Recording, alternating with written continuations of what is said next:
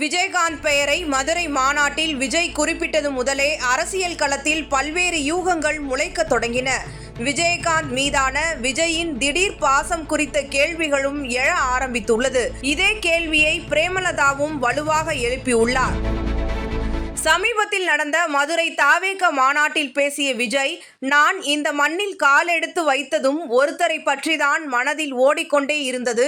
Cinema என்றாலும் அரசியல் என்றாலும் எனக்கு ரொம்ப பிடிச்சது எம்ஜிஆர் தான். அவரோடு பழகுவதற்கு எனக்கு வாய்ப்பு கிடைக்கவில்லை. ஆனால் அவர் மாதிரியே குணம் கொண்ட என் அண்ணன் புரட்சி கலைஞர் கேப்டன் விஜயகாந்த் அவர்களோடு பழகுவதற்கு நிறையவே வாய்ப்பு கிடைத்தது. அவரும் இந்த மதுரை மண்ணை சேர்ந்தவர்தானே, அவரை மறக்க முடியுமா என்று கூறினார். விஜயின் இந்த பேச்சு தேமுதிகவுடனான கூட்டணிக்கு அச்சாரம். விஜயகாந்த் ஆதரவு, வாக்குகளை கைப்பற்றும் அரசியல் வியூகம் என்றெல்லாம் பேச்சுக்கள் எழுந்தன. ஆனால் இந்த பேச்சுக்கள் எல்லாம் முற்றுப்புள்ளி வைத்திருக்கிறார் பிரேமலதா. விஜயின் பேச்சுக்கு ரியாக்ஷன் கொடுத்த அவர், ஒரு நாளும் யாரும் விஜயகாந்தாக மாறிவிட முடியாது. விஜயகாந்தின் வாக்குகளை விஜய் பிரிக்க நினைத்தால் மக்கள் ஏற்க மாட்டார்கள். விஜயகாந்த் குறித்து விஜய் பேசியதாலேயே கூட்டணியில் சேர்ந்து விடுவோம் என்றில்லை. விஜயகாந்த் கட்சி ஆரம்பித்த போது உடல்நிலை பாதிப்படைந்து இருந்த போதெல்லாம் அவரை சந்திக்கவில்லை. அப்போது அண்ணனாக தெரியவில்லை. விஜயகாந்த் மறைந்து இத்தனை ஆண்டுகள் தாமதமாகத்தான் அவரை தெரிகிறதா என உலகம் அறிந்த உண்மையை சீமான் உரக்க சொல்லியிருக்கிறார். சீமான் பேசியது 100க்கு 100 உண்மை என்று பிரேமலதா பேசியது தாவேகாவுக்கு திகிலை கிளப்பி உள்ளது. பிரேமலதாவின் இந்த ரியாக்ஷன் விஜய்க்கு அதிர்ச்சியை கொடுத்திருக்கும் என்பதே உண்மை.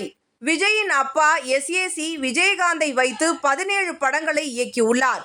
இதில் பெரும்பாலானவை வெற்றி படங்கள்.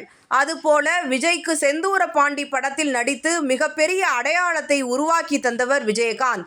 ஆனாலும் விஜய் கேரியரில் பிஸியான பின்னர் இருவரும் தனித்தனி டிராக்கில் பயணித்தனர். இப்போது அரசியல் கட்சி தொடங்கிய பின்னர் விஜயகாந்தை புகழும் விஜய், அவர் தேமுதிகவை தொடங்கியது முதல் அது குறித்து எதுவும் பேசியதில்லை. இது தொடர்பாக பொதுத்தளத்தில் பல்வேறு விமர்சனங்களும் எழ ஆரம்பித்துள்ளன. தாவேகவின் முதல் மாநாட்டில் எதுவும் பேசாமல் இப்போது விஜயகாந்த் குறித்து விஜய் பேசியதற்கு பின்னால் 3 காரணங்கள் உள்ளன. தற்போது வரை தாவேகாவால் ஒரு கட்சியை கூட கூட்டணிக்குள் கொண்டு வர முடியவில்லை. எனவே எப்படியாவது தேமுதிகவை தன் பக்கம் கொண்டு வந்தால் அதன் மூலம் இன்னும் சில கட்சிகளை கொண்டு வரலாம் என்பது முதல் கணக்கு. விஜயகாந்துக்கு இப்போது வரை விளிம்பு நிலை மக்கள், பெண்கள் மத்தியில் ஏகோபித்த ஆதரவு உண்டு. விஜயகாந்த் என்ற பிம்பத்துக்கான மவுசு எப்போதும் குறைந்ததே இல்லை. விஜயகாந்தின் மனித நேயத்துக்கும் தடாலடி பேச்சுக்கும் இயல்பான நடிப்புக்கும் இப்போதும் ஃபாலோவர்ஸ் அதிகம். எனவே விஜயகாந்தை கையில் எடுப்பதன் மூலம் அவர்களை கவரலாம் என்பது விஜயின் 2வது கணக்கு. 3வது கணக்கு முக்கியமானது. விஜயகாந்த் புதியதாக கட்சி தொடங்கி 10%க்கும் மேல் வாக்கு வங்கியை பெற்றவர். அதாவது தமிழகத்தில் மாற்றத்தை விரும்பிய வாக்காளர்களின் தேர்வாக அப்போது இருந்தவர் விஜயகாந்த். எனவே இப்போது மாற்றத்தை உருவாக்குவேன் என்று பேசும் தனக்கு அந்த வாக்குகளில் குறிப்பிட்ட சதவிகிதம் கிடைக்கும் என நம்புகிறார் விஜய். இதனை தவிர்த்து விஜய்க்கு வட மாவட்டங்கள் மற்றும் தென் மாவட்டங்களில் அதிக அளவில் செல்வாக்கு உள்ளது. இந்த இரு பகுதியிலும் ஏற்கனவே செல்வாக்கு செலுத்தியவர் விஜயகாந்த்.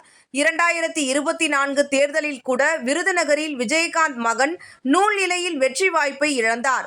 எனவே விஜயகாந்தை பிளக்ஸ்களில் பயன்படுத்துவது, பேச்சில் புகழ்வது என அரசியல் செய்தால் தாவேகாவுக்கு கூடுதல் மைலேஜ் கிடைக்கும் எனவும் கணக்கு போடுகிறார் விஜய். விஜயகாந்தின் மறைவுக்கு பின்னர் பல அரசியல் தலைவர்களும் அவரை புகழ்பாடவும் புகைப்படத்தை பயன்படுத்தவும் ஆரம்பித்துவிட்டனர். ஏனென்றால் மேற்சொன்ன கணக்குகள் அவர்கள் மத்தியிலும் உண்டு. ஆனால் சினிமாக்காரர் என்ற வகையில் தனக்கு கூடுதல் ஆதரவு கிடைக்கும் என்பது விஜயின் எண்ணம். அவர் உருவாக்கிய தேமுதிக இன்றும் உயிர்ப்புடன் உள்ளது. இந்த சூழலில் விஜயகாந்தை வைத்து இப்போது பின்னப்படும் யூகங்கள் விஜய்க்கு கை கொடுக்குமா என்று பொறுத்திருந்து பார்ப்போம்.